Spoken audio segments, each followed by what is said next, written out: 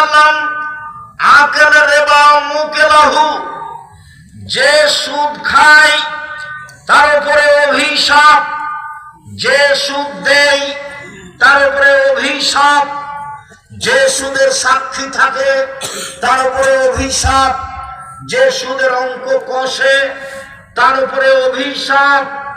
এরপরে বললেন আল্লাহ নবী, যে পরচুলা ব্যবহার করে তার উপরে অভিশাপ, যে গায়ে উল্কি করে তার উপরে অভিশাপ, যে আপনার ভুরু তুলে চিকন করে তার উপরে অভিশাপ, যে আপনার দাঁত ছিলে চিকন করে তার উপরে অভিশাপ, যে জুতা স্যান্ডেল উঁচু পায়ে দিয়ে নিজেকে লম্বা মেয়ে দেখায় তার উপরে অভিশাপ, যে ব্রেসিয়ার ব্যবহার করে নিজেকে কম বয়সে দেখায় তার উপরে অভিশাপ।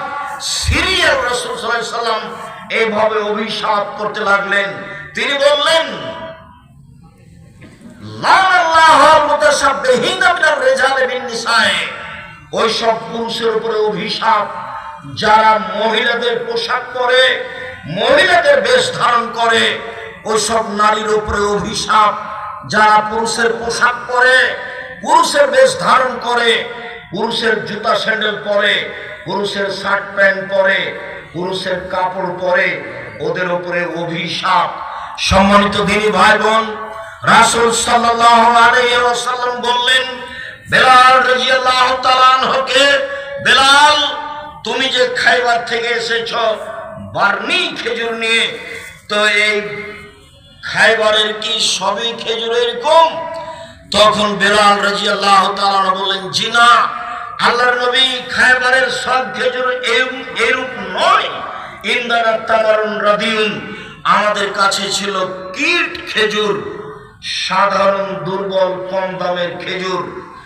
বেনা সাইন বেসাইন, 2 সা দিয়ে 1 সা কিনেছি। দুর্বল খেজুর 2 সা দিয়েছি, 5 কেজি দিয়েছি, আর 2.5 কেজি নিয়েছি ভালোটা। তখন আল্লাহ রাসূল বলছেন, ও আইনুর রিবা, ও এটাই তো প্রকৃত সুদ, ও আইনুর রিবা, এটাই তো প্রকৃত সুদ। যেটাই হুবাহু বেশি আছে সেটাই প্রকৃত সুদ। সম্মানিত দিনী ভাই বোন, সুদ মহাপাপ। রাসূল সাল্লাল্লাহু আলাইহি সাল্লাম বলেন, লা ইয়াদখুলুল জান্নাতা লাহবুন নাবাতা মিনাস সুহতে, অবৈধভাবে যাদের শরীর বাড়ে তারা জাহান্নামে যাবে।